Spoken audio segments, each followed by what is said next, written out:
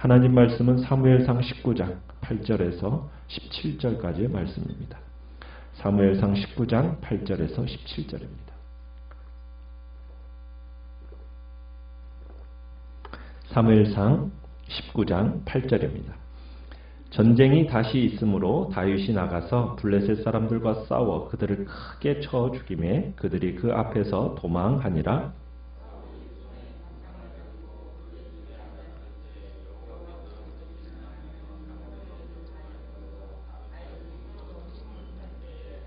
사울이 단창으로 다윗을 벽에 박으려 하였으나 그는 사울의 앞을 피하고 사울의 창은 벽에 박힌지라. 다윗이 그 밤에 도피하매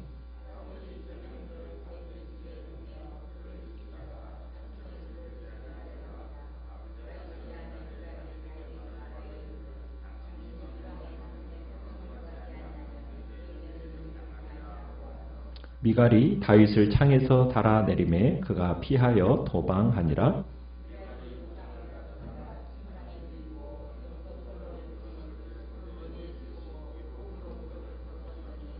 사울이 전령들을 보내어 다윗을 잡으려 하매 미갈이 이르되 그가 병들었느니라.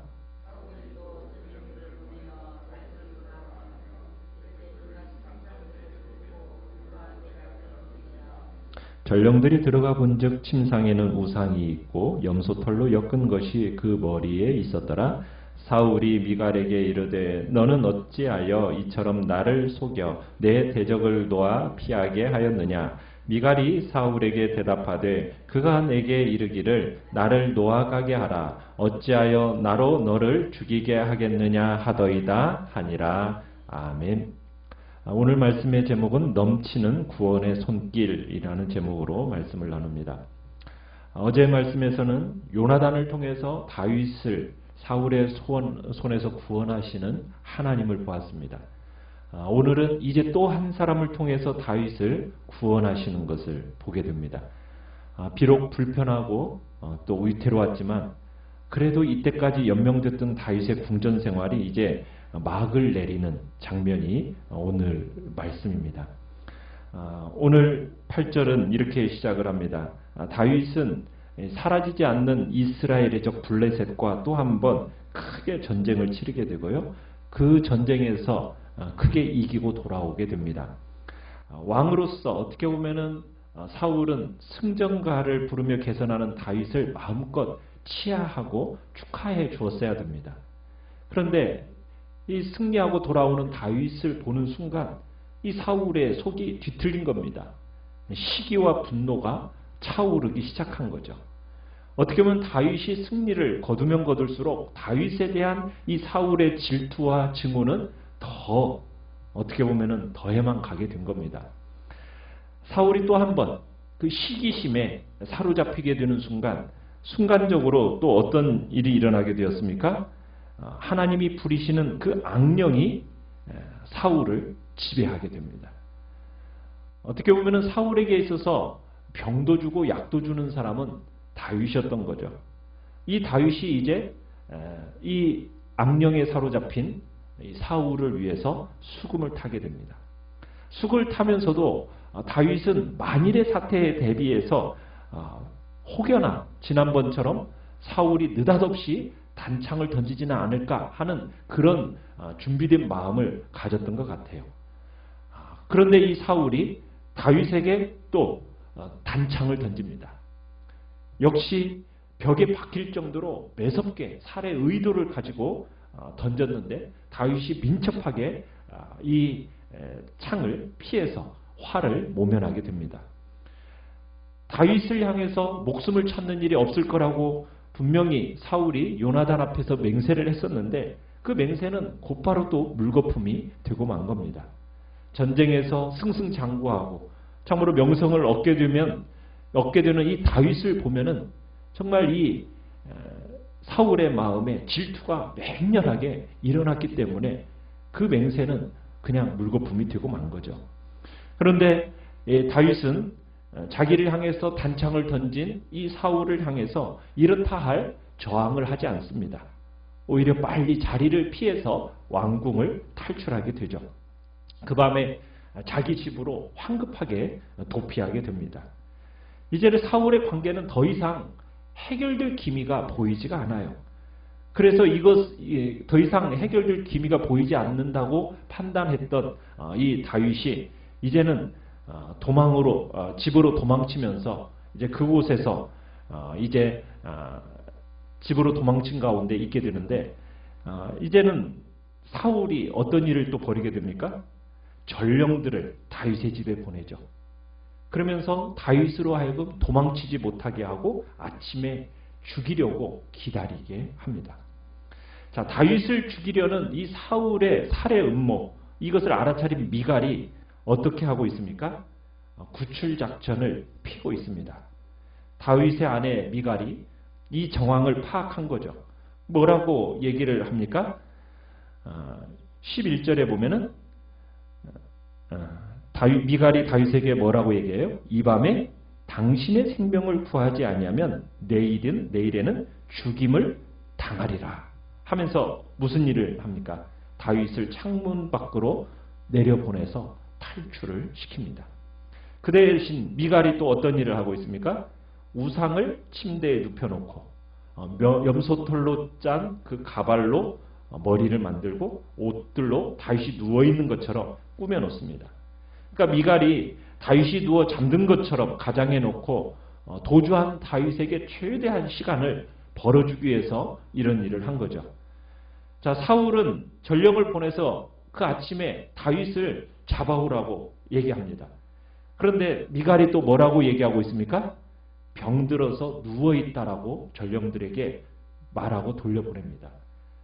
아마도 이 당시에 군인들의 어떤 질서와 규칙으로는 상대가 적일지라도 병들어 있으면 누워있는 장수는 죽이지 않는 법이라는 것이 있었던 것 같아요. 게다가 이 적이 또 누굽니까? 어떻게 보면은 이스라엘과의 적인 블레셋 사람도 아니고 사위예요, 사위. 그러니까 함부로 이 전령들이 죽일 수가 없었던 거죠. 병들어서 병상에 누워있다라고 또 이제 그 소식을 이제 사울에게 보고하게 됩니다. 자, 그런데 사울은 그 모든 금기를 깨고 뭐라고 얘기합니까? 15절에 침상째, 침대째 들고 오라는 거예요. 자기 손으로 직접 처치하겠다는 거죠. 그래서 전령들이 이제 침실에 들어가서 다윗을 꺼내려고 하니까 어떤 일이 벌어져 있었던 거예요. 우상이 가발을 쓴 채 누워 있었던 겁니다. 사울은 이제 미갈을 향해서 거짓말을 했다면서 화를 냅니다. 그러니까 미갈은 또 뭐라고 얘기해요? 다윗이 협박해서 어쩔 수 없었다라고 하면서 이제 둘러댑니다. 그러니까 사울은 미갈의 이 변명에 대꾸하지 않고 미갈의 변명을 그대로 수용합니다. 왜냐하면 사울에게는 이 미갈의 변명이 다윗을 죽여야 하는 또 하나의 명분을 제공했기 때문입니다. 왜? 어떻게 보면 다윗이 왕족을 위협했다라는 거죠. 그래서 더더욱 다윗을 죽여야 할 명분이 생기게 된 겁니다. 참 우리는 사울이 다윗을 죽이려는 이 계획이 지금 실패로 돌아가고 있어요. 그런데 누구로 말미암아 지금 이렇게 실패로 돌아가고 있습니까? 어제는 그의 아들 요나단을 통해서 그러더니 오늘은 사울의 딸 미갈을 통해서 지금 다윗을 보호하시는 하나님의 섭리를 보게 되는 겁니다. 인간은 어떠한 악한 계획을 세울지라도 그 모든 악한 계획이 하나님의 계획과 섭리 안에서 헛된 것이 될 수밖에 없다라는 것을 우리는 보게 되는 겁니다. 사울은 지금까지 자신의 아들과 자신의 딸로 인해서 자신의 목적을 이루지 못하고 있다는 거예요. 1절에서 사울은 모든 신하에게 다윗을 죽이라고 그랬어요. 그런데 사울의 아들 요나단이 다윗을 죽이려는 이 사울의 계획을 망쳐버립니다. 그러더니 오늘은 이제 사자들을 통해서 사울이 다윗을 죽이려고 했는데 이번에는 자신의 딸 미갈이 방해를 하고 있는 거예요. 어떻게 보면은 사울의 가장 큰 골칫거리는 다윗이라기보다는 그를 철저하게 보호하고 있는 자기 자식들이 골칫거리가 되는 겁니다. 사울의 입장에서 보면 세상에 믿을 놈 하나도 없는 거죠. 그죠? 사울은 자식들에게까지 버림받는 처량한 신세가 되어버린 겁니다. 참 그러니까 하나님은 원수의 아들과 딸을 통해서라도 자신의 종, 하나님의 종들을 보호하시는 역사를 보게 되는 거예요. 참 이게 하나님의 놀라운 역설입니다. 하나님이 헤아릴 수 없는 섭리의 역사라는 것을 우리가 보게 되는 거죠. 사울은 적극적으로 다윗을 죽이려고 얼마나 노력하는지 우리가 볼 수 있어요. 사울은 모든 권세를 동원해가지고 어찌하든 다윗을 죽이겠다라는 집념을 지금 불태우고 있습니다. 자, 그에 비해서 다윗이 하는 일은 뭐예요? 도망하는 일만 하고 있습니다. 사울의 어떻게 보면은 적대 행위에 대해서 다윗은 무력 행사를 하지 않습니다. 사울은 자기가 가진 권세, 자기의 힘으로 자신을 승리케 하려고 하지요. 그런데 결말은 어떻게 됩니까? 유익한 결말을 보지 못해요. 자신의 그 증오심, 시기심, 질투심 이것을 불태우다가 결국에는 누가 파멸합니까? 사울 스스로가 파멸하는 존재가 되고 맙니다.